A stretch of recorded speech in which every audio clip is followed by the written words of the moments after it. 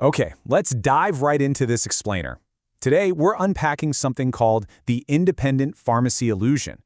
And trust me, we're going to uncover a surprising reality hidden right behind a local business you probably thought you understood perfectly. You know that glowing green cross, right? We walk past them all the time. We picture the local independent pharmacy as the absolute safest, most recession-proof business on the planet.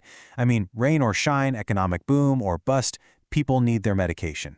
So on the surface, this business model looks completely bulletproof. But, well, here's the massive catch. A staggering 80% of the prescriptions these pharmacies dispense are generic drugs. Now, as consumers, we love generics, right? They save us a ton of cash. But for the pharmacy, generics actually produce the thinnest profit margin of literally anything on the shelf. The absolute bread and butter of their business has a profit margin that is actively shrinking towards zero. And this creates a wildly frustrating reality. Picture this. A pharmacist can have the perfect location, absolutely incredible customer service, zero operational errors, like you do everything perfectly right, and you still lose money the literal second you hand a patient their medication. Seriously, how does a vital business survive when its main function is operating at a loss? Well, to figure that out, we have to look behind the curtain at these powerful, mostly invisible middlemen called pharmacy benefit managers, or PBMs. Now, these companies never actually touch the medicine. They don't examine or even see the patients. Yet they are the ones who decide, down to the exact penny, whether a local pharmacy makes a profit or goes flat broke on any given sale. They basically hold all the cards here. So this sets up a highly convoluted flow of money. It doesn't just jump straight from your wallet to the pharmacy's cash register. It starts with a patient, moves up to the insurance company, routes all the way through the PBM, before eventually reaching the pharmacy.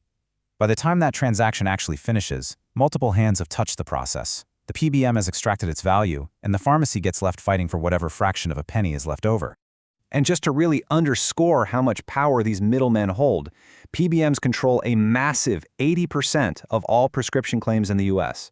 They don't just participate in the healthcare ecosystem, they completely dominate it.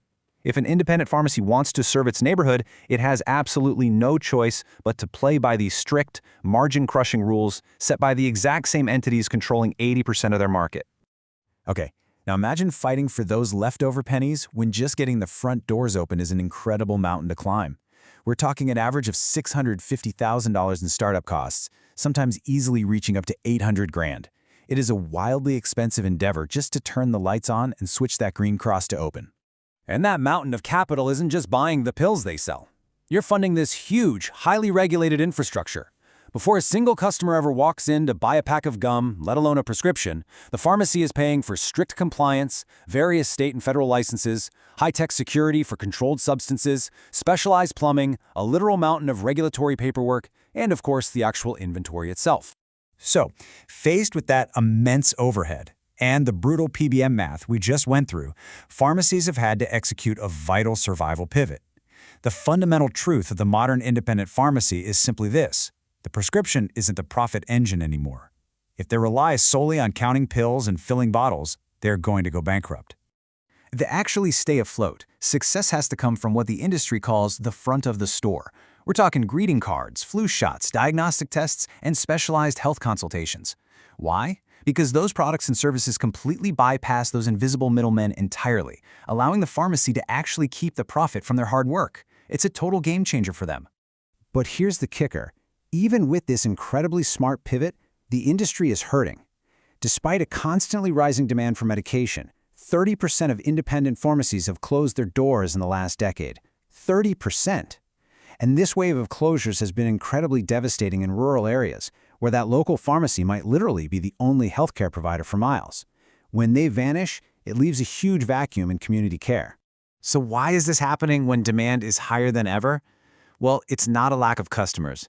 It's a profound structural crisis. The playing field is entirely uneven right now.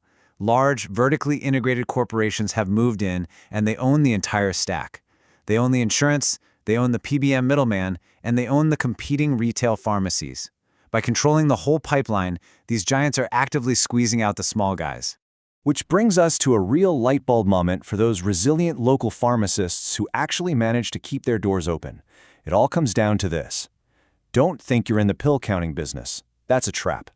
If a pharmacist wakes up thinking their only job is moving medication from a big bottle to a small bottle, the structural economics we just talked about will inevitably crush them.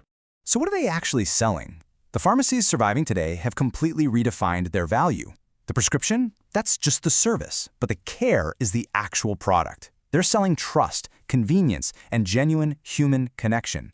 They're sitting down with elderly patients, answering complex questions, and helping people navigate a terrifyingly confusing healthcare system that most of us just can't manage alone.